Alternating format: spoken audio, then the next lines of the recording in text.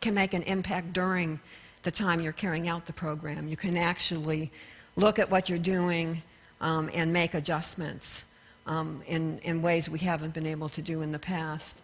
And finally, the use of technology, these programs, is empowering people in ways that we were never able to empower them before, whether it's giving market prices to farmers who then use that to better negotiate and improve their incomes, whether it's providing reminder messages to HIV/AIDS patients to follow their medication so that their chances of survival are increased drastically.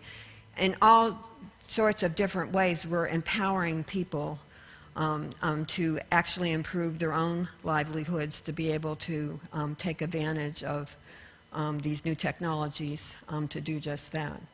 So I'm going to tell you a story, and this is about a specific initiative in Africa, in East and Central Africa. In East and Central Africa, they grow cassava as one of their staple crops. It's the crop that kind of grows during drought. It's the staple. It's always been a food security crop. And about a decade ago, a new strain of cassava mosaic disease began to spread across that region very rapidly and devastated some 70 to 80% of the crop. Now, this had a huge impact on over 1 million farmer families in that region, because they depended on that crop both for food for their own families and also for their livelihood. And if that wasn't bad enough, also cassava brown streak disease, something that was usually found only in coastal areas, began to become endemic in the region. So this was a huge problem for the people in that area. Now, there are lots of organizations that are working to help the farmers in this area cope with this devastating disease.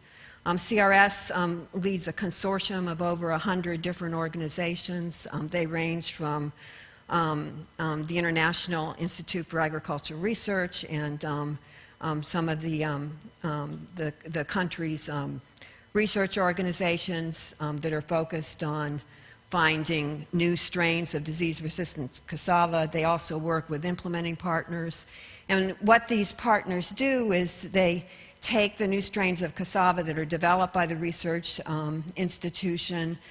They get farming villagers and to actually grow them and assess their suitability for the local market. Those that do get selected